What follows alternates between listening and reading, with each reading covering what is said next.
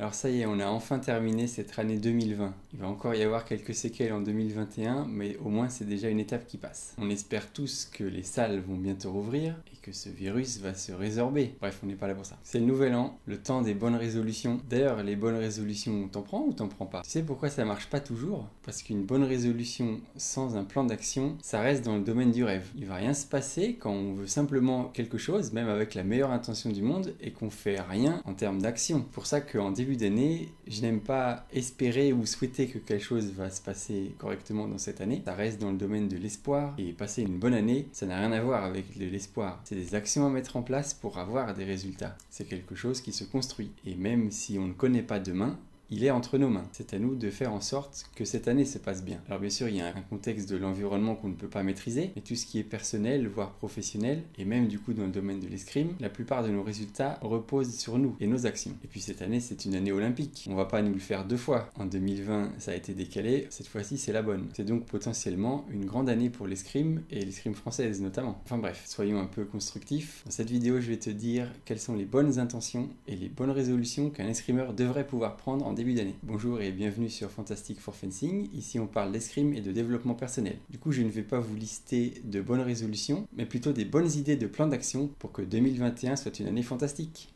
En garde prêt, allez!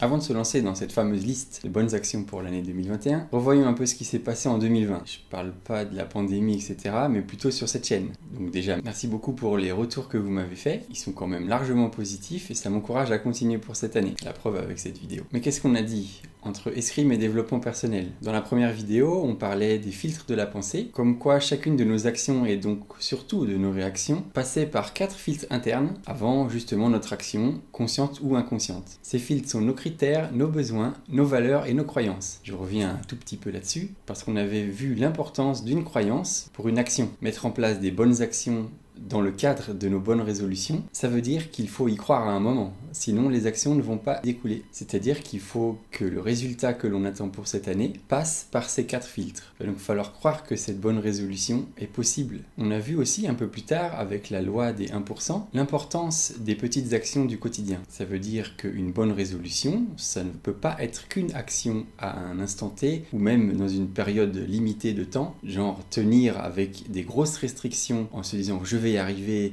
juste en début d'année jusqu'à janvier, février et puis après on n'en parle plus. Ça veut dire qu'il faut plutôt inscrire nos actions dans le long terme avec des petites victoires au quotidien, par le changement de petites habitudes qui vont faire sur le long terme la différence, même de manière exponentielle. On l'a vu aussi dans une autre vidéo, pour mettre en place de nouvelles habitudes, il faut 3 choses. Une envie, une action et une récompense. Ça veut dire tout simplement que le résultat de cette bonne résolution doit nous donner envie, que l'on mette en place les actions nécessaires et que l'on associe le résultat à quelque chose de positif. Pour être un peu plus concret dans le cadre de l'escrime et du sport, il y a également la vidéo de la vision holistique qui nous parle des 6 facettes pour avoir une énergie stable et même qui grandit au quotidien avec des petites actions simples qui garantissent la bonne énergie de notre corps. Une vidéo importante aussi qui a été publiée sur la chaîne, c'est celle des types énergétiques. Quel type d'escrimeur es-tu? Parce que pour tout développement, se connaître, c'est la base. Parce qu'avoir envie d'aller quelque part, c'est bien gentil, mais il faut déjà savoir d'où l'on part. Pour cette vidéo, comme elle est assez longue et puis avec une théorie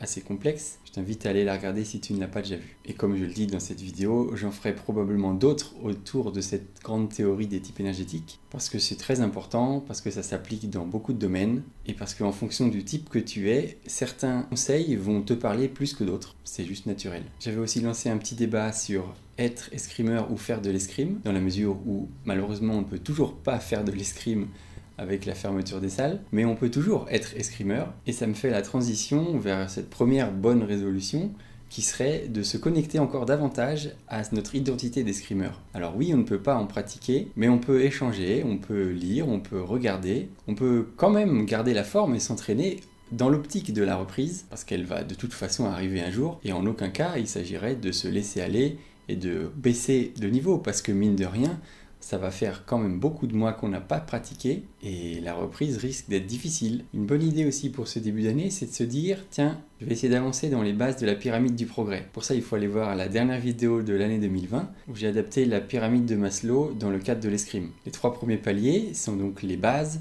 physique, technique et mentale. Pour améliorer le physique, il ne s'agit pas forcément de faire un gros programme, mais au moins d'améliorer de 1% tous les jours sur du physique général, de l'entretien. Et dans chacun de tes entraînements physiques, tu peux toujours penser un peu spécifique escrime, en fractionnant tes exercices d'endurance, en optimisant la musculature fine de l'escrimeur, en te mettant dans des conditions d'effort de l'escrime, en 3 x 3 minutes par exemple, en reprenant tes armes pour faire quelques exercices de shadow fencing et garder au mieux tes sensations. Et pour le mental, pourquoi pas se mettre à la méditation? Alors ça peut faire peur et c'est un peu un grand mot, mais la méditation, ça peut être simplement 5 minutes par jour de recentrage en visualisation, en se concentrant sur la respiration, finalement avoir un moment de connexion à soi et aussi à notre identité d'escrimeur. Profitons-en pour ça. Autre point important pour cette année 2021, prendre soin de sa santé, c'est-à-dire mieux dormir, mieux manger, mieux boire de l'eau. Et pour tout ça, je t'invite encore à aller voir cette vidéo de la vision holistique. Quelque chose aussi de très important pour cette année 2021, c'est de garder une attitude positive et constructive en toutes circonstances. On l'a vu et on le répète,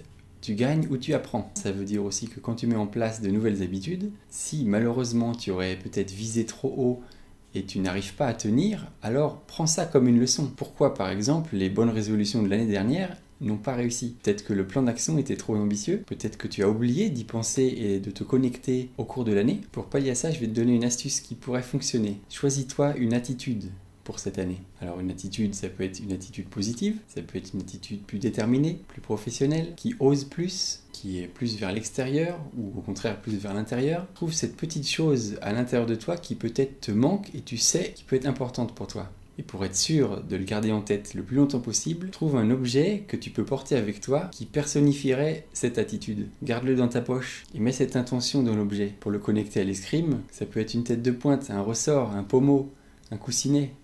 Quelque chose qui se glisse dans la poche et qui te connecte à cette attitude et en même temps à l'identité d'escrimeur. Garantis que ça marche. Aussi, puisqu'on parle d'escrime, je t'invite à trouver 3 objectifs sportifs pour toi. Un objectif par exemple de classement, un objectif de résultat de compétition, un objectif à l'entraînement. Par exemple pour moi, j'aimerais rester dans les 48 premiers français pour tirer les championnats de France en National 1, peut-être même pourquoi pas refaire un tableau de 16 en championnat de France comme l'année dernière, enfin comme en 2019 du coup, gagner une compétition régionale comme j'ai déjà réussi il y a quelques années. Et au niveau de l'entraînement d'escrime, j'aimerais être plus régulier en suivant par exemple la règle de jamais 2 de suite. Ce qui veut dire que je m'engage à aller à tous mes entraînements et si j'en rate un, faire en sorte que je ne raterai pas celui d'après pour qu'il n'y en ait jamais 2 de suite ratés. Au pire, j'irai 1 fois sur 2, mais ça m'inscrit dans une logique où il n'y a jamais trop de laisser aller. Je t'invite à essayer d'appliquer cette technique dans n'importe quel domaine. C'est quand même bien quand on veut garder une bonne habitude. Donc voilà, et ces objectifs de compétition,